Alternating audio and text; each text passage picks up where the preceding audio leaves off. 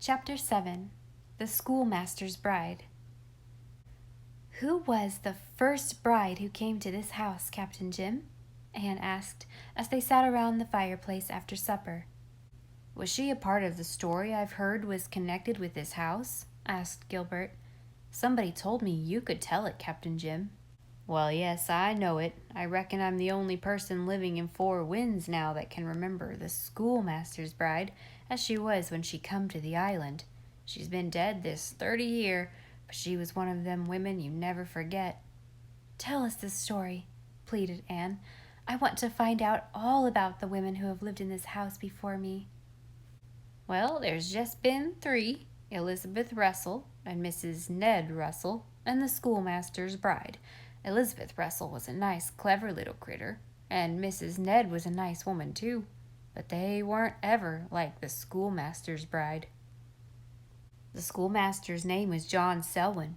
He came out from the old country to teach school at the Glen when I was a boy of 16.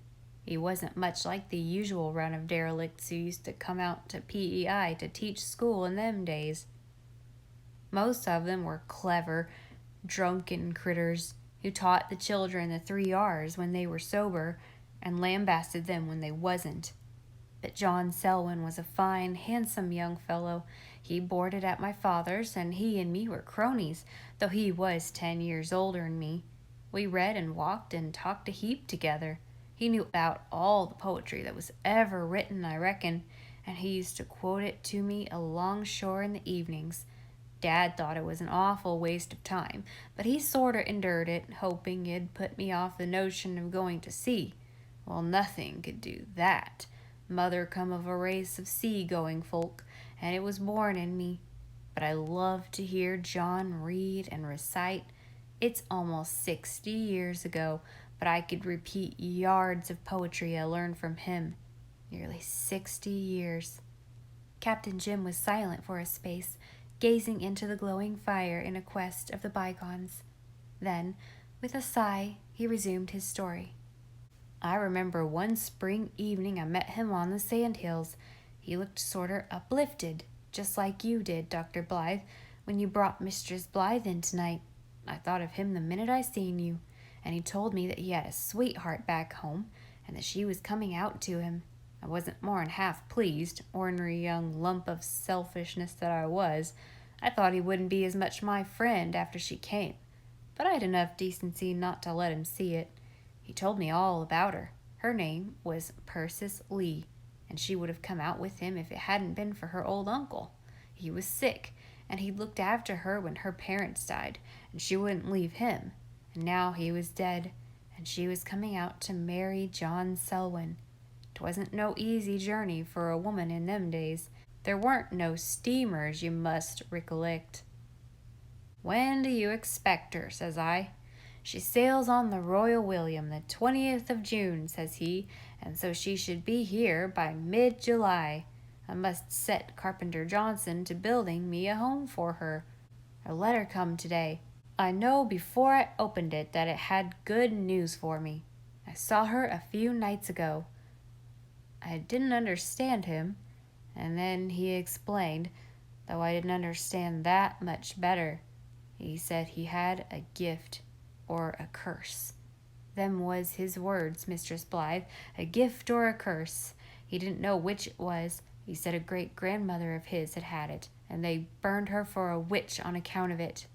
He said queer spells, trances, I think was the name he give 'em, come over him now and again." "Are there such things, Doctor?" "There are people who are certainly subject to trances," answered Gilbert. "The matter is more in the line of psychical research than medical. What were the trances of this John Selwyn like?" "Like dreams," said the old doctor skeptically. "He said he could see things in them," said Captain Jim slowly. "Mind you, I'm telling you just what he said, things that were happening, things that were going to happen. He said they were sometimes a comfort to him and sometimes a horror. 4 nights before this he'd been in one, went into it while he was sitting looking at the fire, and he saw an old room he knew well in England, and Persis Lee in it, holding out her hands to him and looking glad and happy, so he knew he was going to hear good news of her. A dream, scoffed the old doctor. Likely, likely, conceded Captain Jim. That's what I said to him at the time. It was a vast more comfortable to think so. I didn't like the idea of him seeing things like that.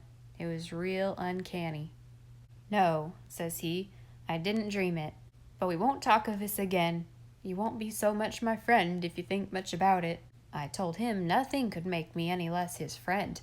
But he just shook his head and says he, Lad, I know. I've lost friends before because of this. I don't blame them. There are times when I feel hardly friendly to myself because of it.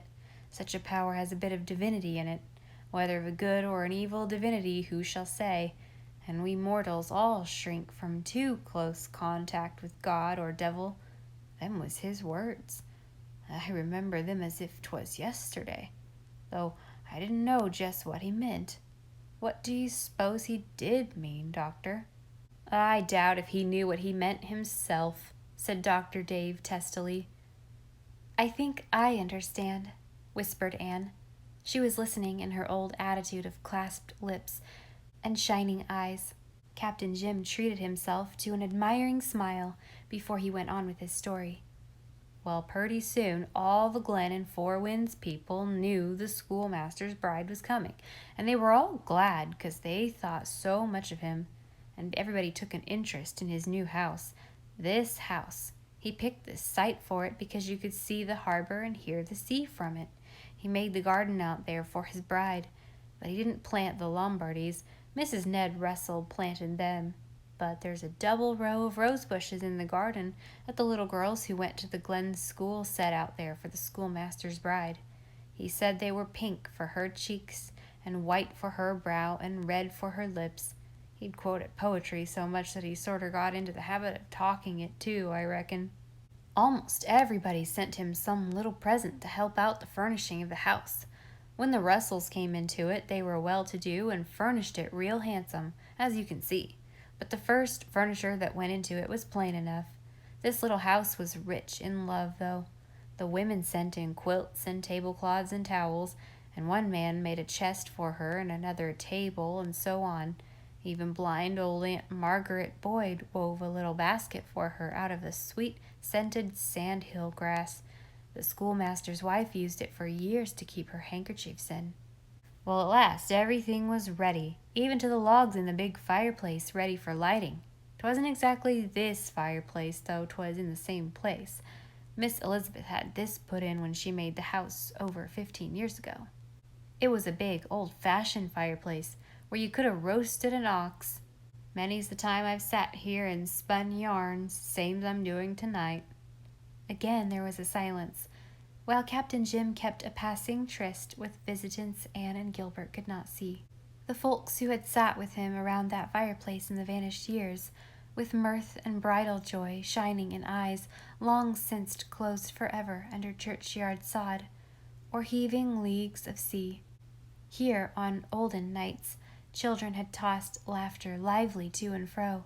Here, on winter evenings, friends had gathered, dance and music and jest had been here. Here, youths and maidens had dreamed. For Captain Jim, the little house was tenanted with shapes entreating remembrance. It was the 1st of July when the house was finished. The schoolmaster began to count the days then. We used to see him walking along the shore, and we'd say to each other, "She'll soon be with him now." She was expected the middle of July, but she didn't come then. Nobody felt anxious. Vessels were often delayed for days and maybe weeks. The Royal William was a week overdue, and then 2, and then 3, and at last we began to be frightened, and it got worse and worse. Finally, I couldn't bear to look into John Selwyn's eyes.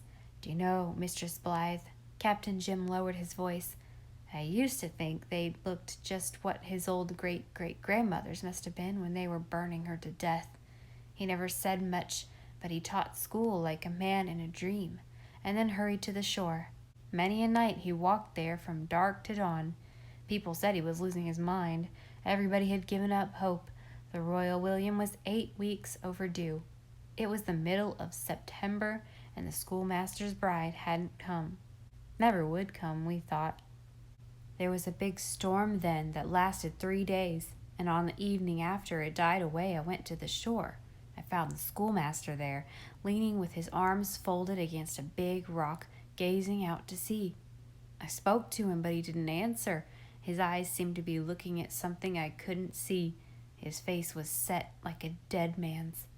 "John, John," I called out, just like that, just like a frightened child. "Wake up, wake up." That strange, awful look seemed to sort of fade out of his eyes. He turned his head and looked at me. I've never forgot his face, never will forget it till I ships for my last voyage. "All is well, lad," he says. "I've seen the Royal William coming around East Point. She will be here by dawn. Tomorrow night I shall sit with my bride by my own hearth fire." "Do you think he did see it?" demanded Captain Jim abruptly. "God knows," said Gilbert softly. "Great love and great pain might compass we know not what marvels." "I am sure he did see it," said Anne earnestly. "Falderal," said Dr. Dave, but he spoke with less conviction than usual. "Because, you know," said Captain Jim solemnly, "the Royal William came into Four Winds Harbor at daylight the next morning. Every soul in the glen and along the shore was at the old wharf to meet her. The schoolmaster had been watching there all night. How we cheered as she sailed up the channel." Captain Jim's eyes were shining. They were looking at the Four Winds Harbor of 6 years agone, with a battered old ship sailing through the sunrise splendor. "And Persis Lee was on board?" asked Anne. "Yes.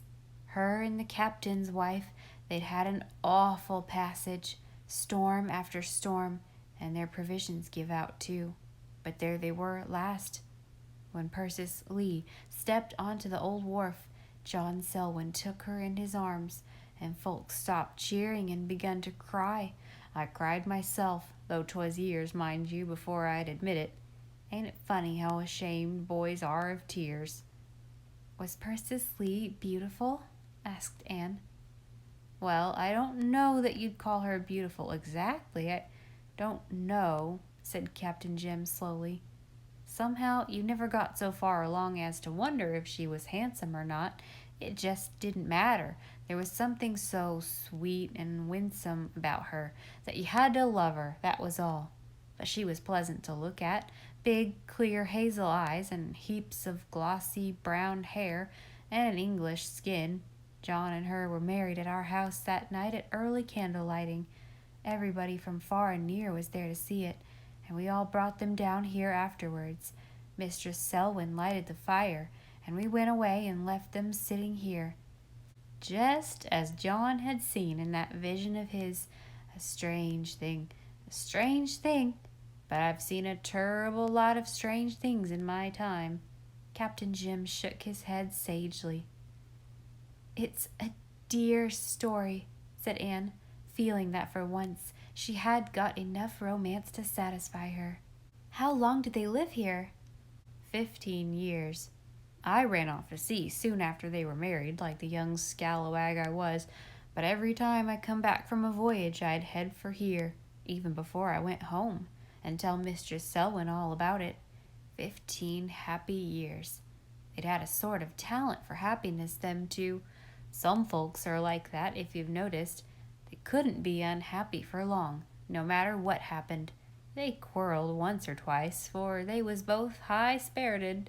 But Mistress Selwyn says to me once, says she, laughing in that pretty way of hers, 'I felt dreadful when John and I quarreled, but underneath it all I was very happy because I had such a nice husband to quarrel with and make it up with.' Then they moved to Charlottetown, and Ned Russell bought this house and brought his bride here. They were a gay young pair, as I remember them.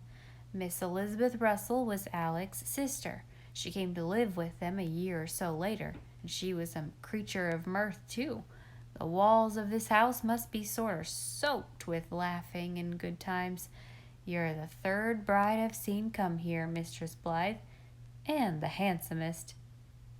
Captain Jim contrived to give his sunflower compliment the delicacy of a violet, and Anne wore it proudly.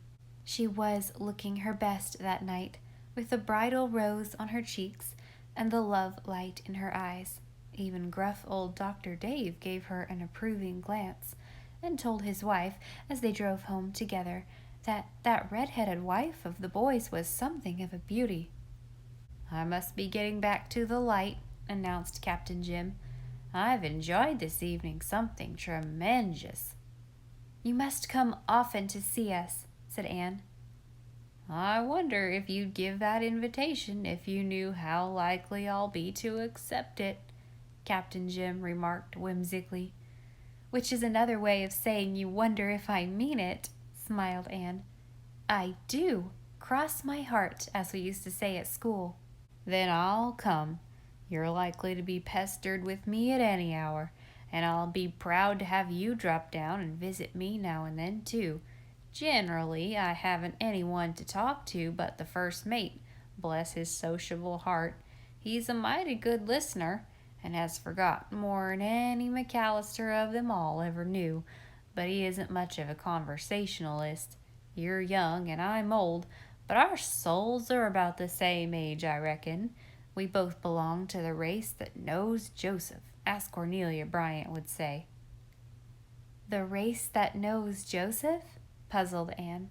"Yes, Cornelia divides all the folks in the world into two kinds, the race that knows Joseph and the race that don't. If a person sorter sees eye to eye with you and has pretty much the same ideas about things and the same taste in jokes, why, then he belongs to the race that knows Joseph." "Oh, I understand," exclaimed Anne, light breaking in upon her. "It's what I used to call, and still call in quotation marks, kindred spirits." Just so," agreed Captain Jim.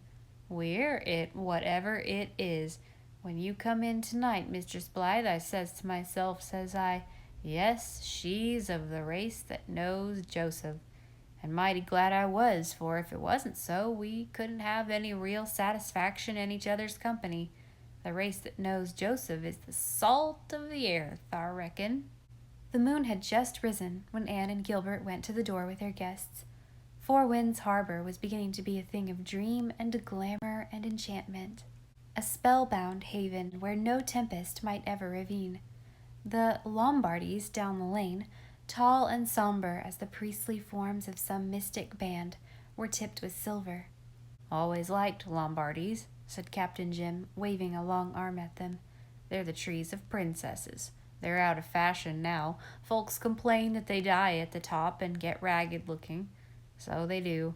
So they do if you don't risk your neck every spring climbing up a light ladder to trim them out. I always did it for Miss Elizabeth, so her Lombardys never got out at elbows.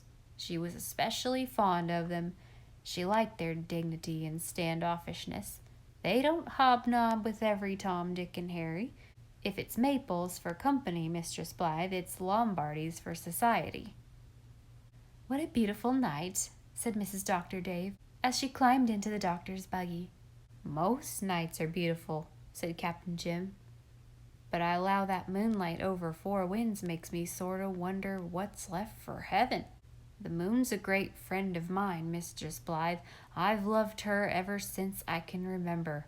When I was a little chap of 8, I fell asleep in the garden one evening. It wasn't mist. I woke up along in the night, and I was most scared to death. What shadows and queer noises there was. I durstn't move, just crouched there, quaking, poor small mite. Seems as if there weren't anyone in the world but myself, and it was mighty big. Then all at once I saw the moon looking down at me through the apple boughs, just like an old friend. I was comforted right off, got up and walked to the house as brave as a lion, looking at her. Many's the night I've watched her from the deck of my vessel on seas far away from here. Why don't you folks tell me to take in the slack of my jaw and go home?" The laughter of the good nights died away. Anne and Gilbert walked hand in hand around their garden. The brook that ran across the corner dimpled pellucidly in the shadows of the birches. The poppies along its banks were like shallow cups of moonlight, flowers that had been planted by the hands of the schoolmaster's bride, flung their sweetness on the shadowy air, like the beauty and blessing of sacred yesterdays. Anne paused in the gloom to gather a spray. "I love to smell flowers in the dark," she said. "You get hold of their soul then. Oh, Gilbert, this little house is all I've dreamed it, and I am so glad that we are not the first to have kept bridal tryst here."